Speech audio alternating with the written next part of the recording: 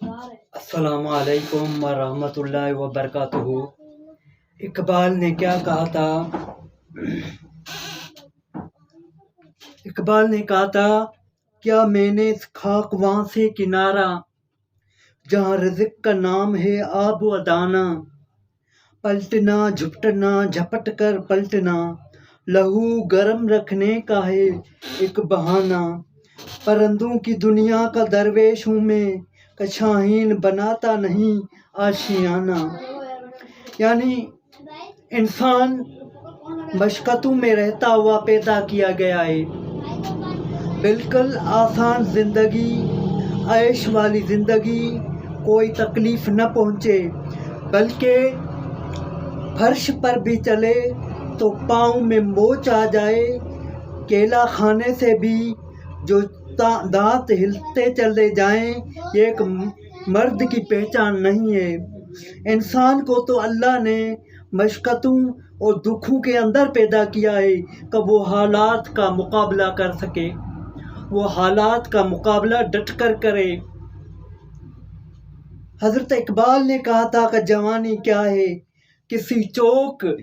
یا موڑ پر کھڑا ہونے کا نام جوانی ہے، اپنی خواہشات میں اسیر ہو جانے کا نام جوانی ہے، اپنے سفلی جذبات کی ترجمانی کرنے کا نام جوانی ہے شباب اپنے لہو کی آگ میں جلنے کا نام۔ تو انسان مشکلوں کے پردے میں رہتا ہوا پیدا کیا گیا ہے، اس کو آسانیاں راس نہیں آتی، یہ تو شاہین ہیں اور پہاڑوں کی چٹانوں پر اس کے بسیرے ہیں، لہذا یہ قسمیں فرما کر کہا، وہ قسم مکے کی کیوں فرمائی، شہر محبوب کی قسم کیوں فرمائی۔ اللہ پاک نے مکے کی قسم کیوں فرمائی؟ اس لیے کہ اس شہر میں حضور نے پتھر کھائے تھے، اس شہر کے اندر گڑھے کھودے ہوئے تھے، اس شہر کے اندر حضور کے لیے کانٹے بچھائے جاتے تھے، اس شہر کے اندر اوجڑی ڈالی جاتی تھی، اس شہر کے اندر حضور علیہ السلام کے اوپر کوڑا ڈالا گیا تھا۔ کہا محبوب اس شہر کی قسم جس شہر میں تم نے دکھ سہے تھے، بالکل جس شہر کے اندر تو نے تکلیف سہی تھی، کھدے ہوئے گڑھے، بچھے ہوئے کانٹے، راستوں کی تکلیفیں تو نے سہی تھی اور حق پر سہی تھی، میرے نام پر سہی تھی، اے محبوب اس شہر کی قسم ہم نے انسان کو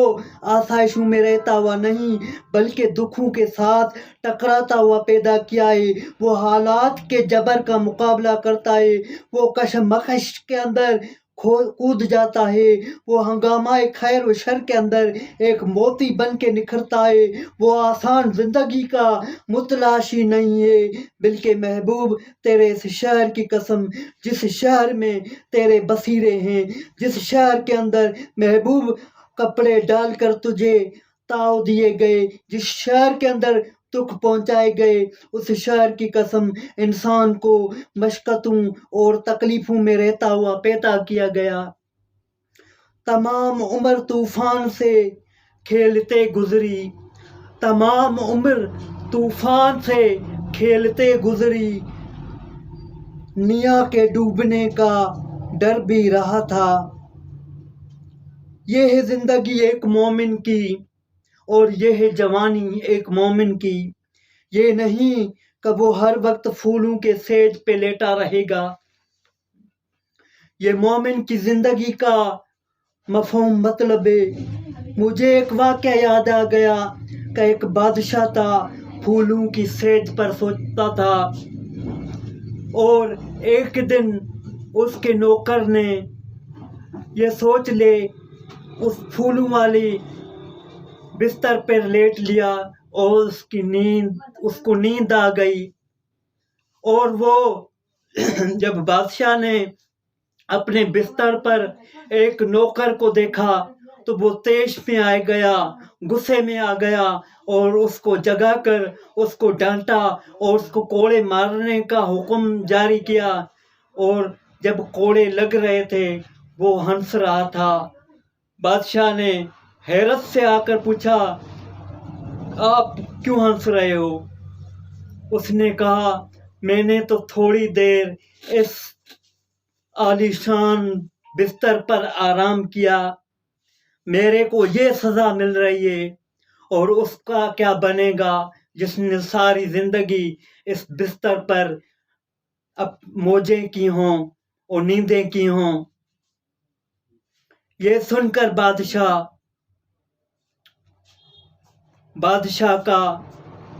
ڈر گیا اور اس بادشاہ نے کہا، رک جاؤ، اس سے پوچھو کہ وہ روتے کیوں تھے اور ہنستے کیوں ہیں۔ جلاد رک گیا، لونڈی کو پوچھا گیا، تو روتی کیوں ہے؟ مطلب وہ ایک نوکرانی عورت تھی، کہا، ہنستی اس بات پہ ہوں، میں تو چند لمحوں کے لیے آرام کیا، اور جو اس پر ساری زندگی عیش و آرام کیے اس کا کیا بنے گا؟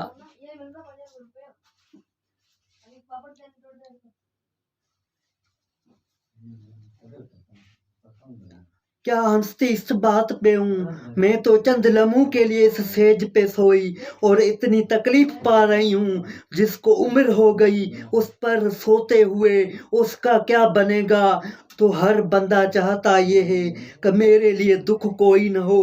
گھر میں آسودگی، گاڑی میں آسودگی، میں کوئی کام نہ کروں، میرے لیے مشقت نہ ہو، میرے لیے آسودگی ہو جائے۔